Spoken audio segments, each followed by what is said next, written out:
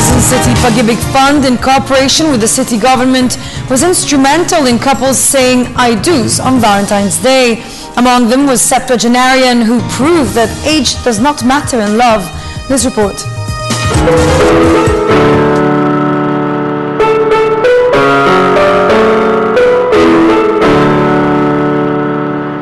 Many Filipinos believe that marriage is the happiest event of their lives, which make two different people become one.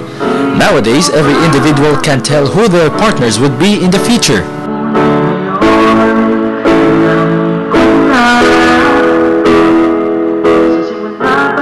Take a look at this couple who attended the mass wedding held at Quezon City Memorial Circle today.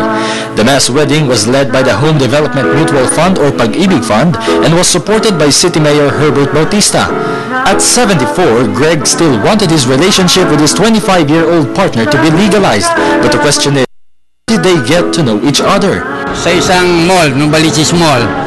Kasi ako nagpapa-computer ng mga papeles. Nakita ko siyang kumakain doon dahil estudyante siya sa isang paaralan doon. Ayun, sinabi ko nga sa inyo, minamahal natin ang lahat ng babae. Siguro nagbigay ako, galang ako sa kanya at nirespeto ko siya. Nagustuhan naman niya ako. We also got the chance to ask the old man about the difference of courtship before and now.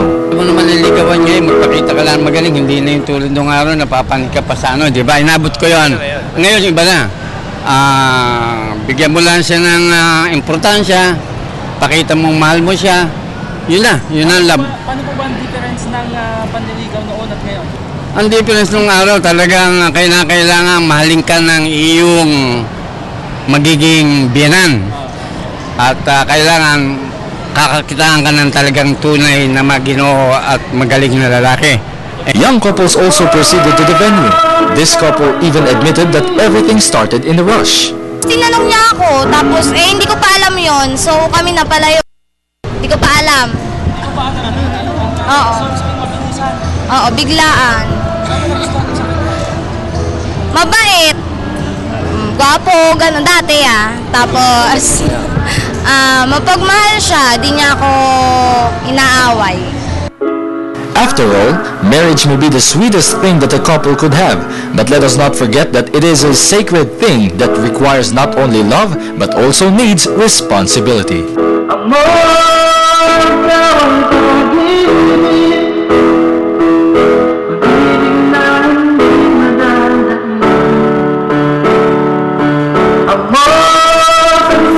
For the People's Television Network, this is Haji.